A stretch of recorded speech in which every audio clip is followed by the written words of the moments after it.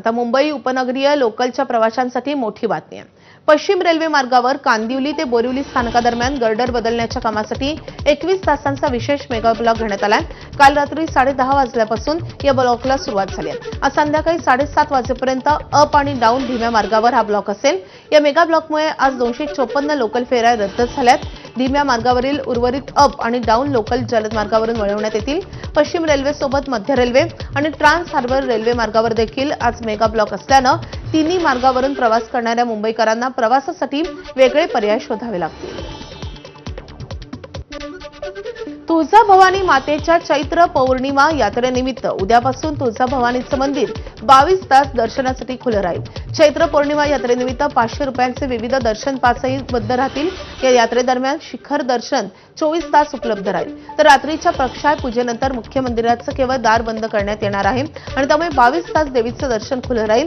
31 मार्च ते 5 एप्रिल या कालावधीत भाविकांना महाद्वारातून प्रवेश बंद असेल, तर कुंभार गल्लीतल्या झुलत्या पायऱ्यांवरून भाविकांना मंदिरात सोडण्याचं नियोजन करण्यात आलंय।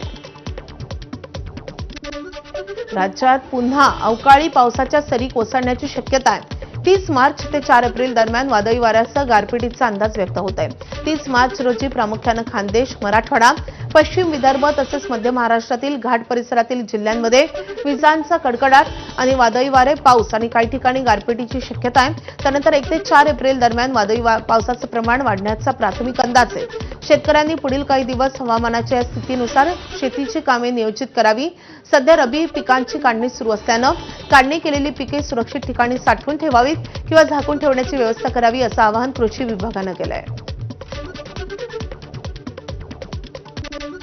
कोकणातील आंबा आणि काजू उत्पादक शेतकरी यावर्षी हवामानातील बदलामुळे झालेल्या नुकसानीमुळे संकटात सापडलेत। नैसर्गिक आपत्तीमुळे एकीकडे काजू उत्पादनात 60 ते 65% घट झाली आहे, तर दुसरीकडे काही प्रमाणात आलेलं उत्पन्न जगलं तरी प्राणी तोडून किंवा खाऊन वाया घालवत असल्यानं दुहेरी संकटात कोकणातील काजू उत्पादक शेतकरी सापडले आहेत।